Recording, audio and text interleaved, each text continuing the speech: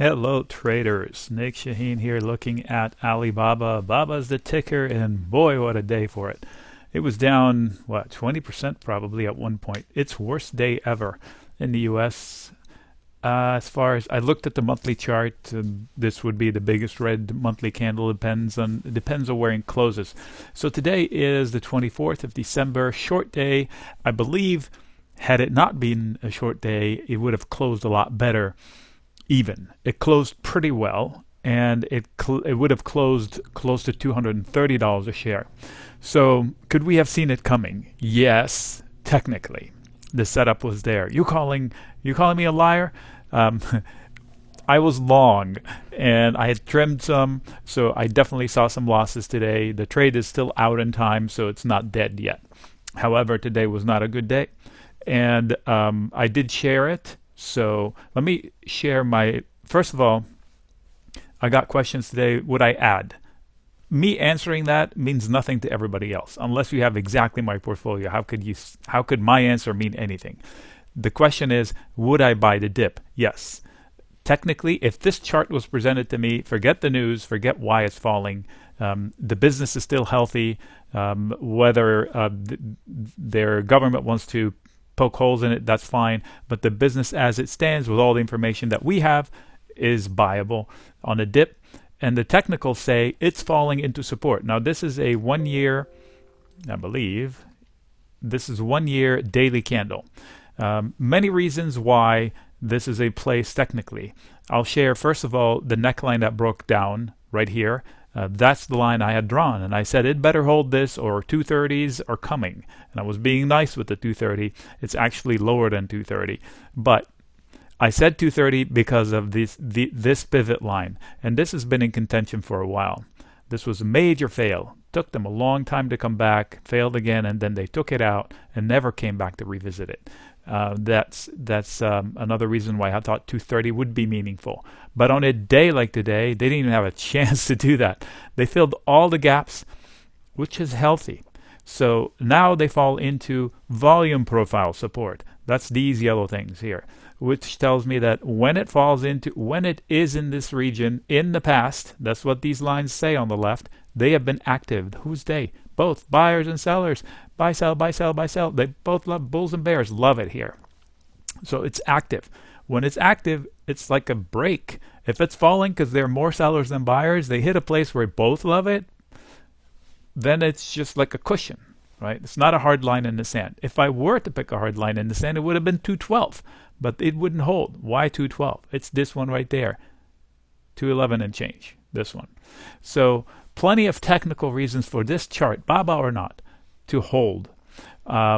So would I catch the falling knife? Absolutely. This is huge volume. Don't know what the news is. Don't care. This is a trade. And if I'm wrong, so be it. If I chose February calls and call spreads and I bought them at the bottom of the day, I made money already. If I sold put spreads at the money, I'm probably right there. Depends on where I did them and what month and all of that. So buyable dip. Now, how could we have seen it coming? And I'm going to show you my lines. These are I know tons of lines, but that's because they're all snapshots in time. Like at this point in time, it was tight. I knew there was a move coming. I didn't know which direction, so I chart both. And then you chase the breakout. I know somebody's going to say, oh, smart guy, you forecast it could go up, it could go down. Of course, every stock can go up and could go down. The trick is to know what levels will trigger follow through. And that's the point. I draw lines to chase the follow through. So in this case, if I had seen a significant loss or a close below the line that I thought was going to be chased lower, I would have chased it lower or gotten out of my longs, stopped myself out, or chased it up as soon as it breaks out of a zone that I thought would be triggerish. And that's what happened. The upside happened. Then I ditched this. I leave it for visual reference, and I'm going to tell you how this plays into it again. So back to this red line. Must hold, else 230 in play. You can call me a liar that I didn't do it ahead of time, but I shared it with people. And here's the actual picture. December 15th. Look, there are no ticks here. I can't make this stuff up. If you don't believe me, let me see. Can I break this out?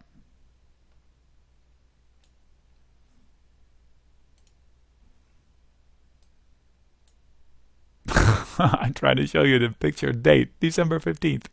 All right. So, yes, you can see that. I drew the line. I didn't think it would happen. That's why I was long Baba. I thought the buyers will hold.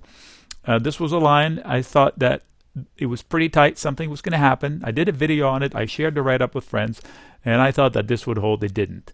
And that's the result. And this is what it looks now after the fact. Boom.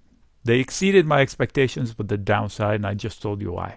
All right, so how do I update my charts? I leave these as a visual reference. But look at this.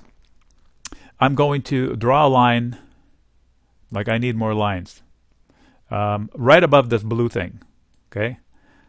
And watch, and just skirt the blue thing. Blue thing. What do you call that thing? A zigzag? And look at where they try. It played a role in here too. They tried to come back to it, and that's exactly where they failed. So lines matter, and I'm going to leave it because it's a pivot.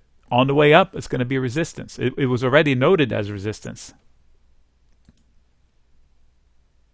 So now every ledge they lost becomes resistance. So this must hold is now definitely resistance on the way up. Intraday, there were a lot of levels to look at. 230, I should think it means something because it meant something over there, and in fact, it's the top of the gap here. So let's go 15-minute increments. That probably will show us some. I'm going to go 5-minute increments, and then zoom on today.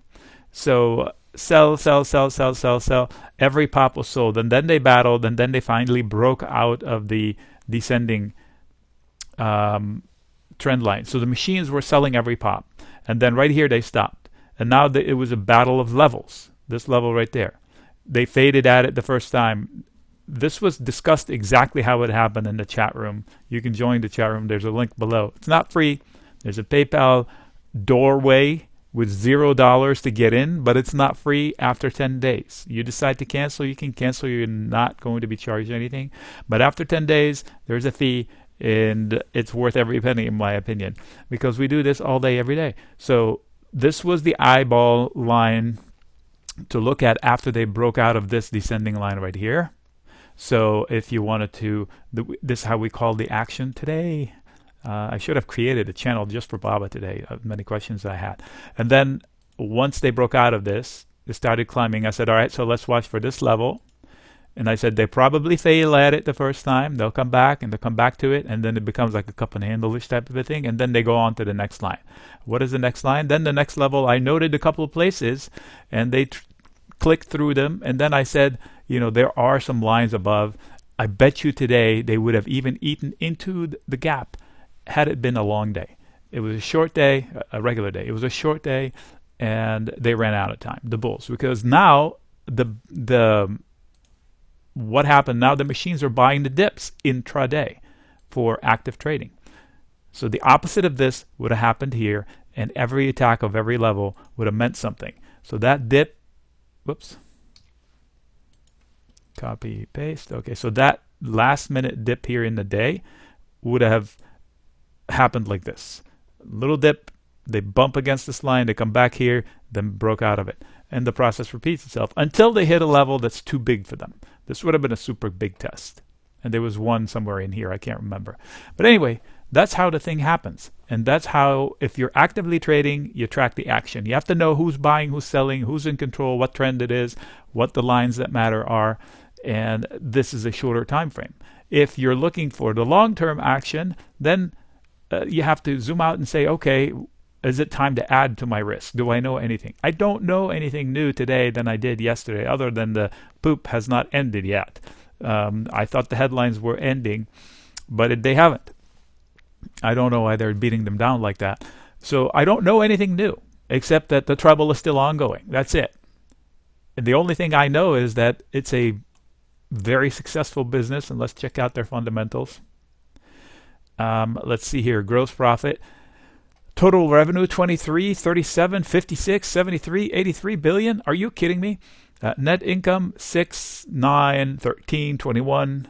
Okay, so a little less net here. They must have bought something. Let's see the statistics that really matter. Price to sales, 8. That's pretty darn cheap. 8 years of sales baked into their stock price right now. PE is 37. That's in line with all of the mega caps in the US. So this is a legitimate company that is just under headline assault. I think they will survive it. So whether to add or not depends on your balance in your book and when did you take it last, how much are you into it. But I don't usually risk more money if I don't know anything new. I could trade it somehow, but not like an investment size position. How would I take an investment size position? Well, the easy way to trade a big move like this is by way of like either buying longer dated calls or call spreads, like out to next year, sometimes, I don't know, May, June, July. Why not? And where would I buy them? To come back to the neckline. So somewhere around the 260, 270.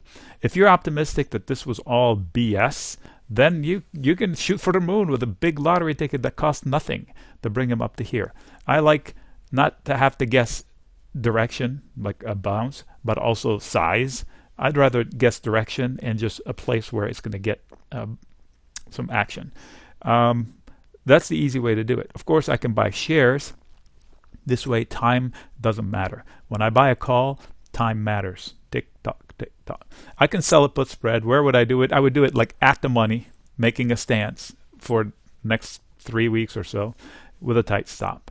Because another day like this will blow me out. So it'll be like a finite amount of risk. I'm right or wrong. Binary event. But to answer the question, would I add? I'm not going to answer it because it doesn't matter. But would I catch a falling knife? I would. And I would set stops. How would I set stops? It all depends on you. I can set a stop that's a hard dollar stop. Some people like to do that. I don't want to lose more than $300 a trade. Fine. I don't want to lose more than X% a trade. Fine. Or I don't want to lose if I will get out if the stock goes below X level. So those are 3 different ways that I can think of. Meanwhile, short term, the action was tradable. And if I want I think I came up with a line late in the day. So earlier in the day, there was a $219.05 value that was important to overcome. That was the one neckline that I showed you. I think somewhere around here. Yeah, this one right there. And then later in the day, we got another one because the scoreboard ended, and that's 224.6. Let me see if it's still valid. That's probably the height of this candle. Where's the high? Yep, 224.6 on one on Thinkorswim. I guess so. 224.5. Let's just split the difference. So if it goes above this candle, then that trigger for the second one, the scenario I told you about it on something like this. So it is a tradable stock. It is an investable stock. There's a big question mark over the company because of whatever is going on in the headline. I'm not a fan of headlines, especially when it's like we don't know the detail. At least I don't know the details. I haven't clicked on media headlines in so long I can't, because most of them are just clickbait and BS, somebody's opinion on something. Charts don't lie, and in this case we have the opportunities.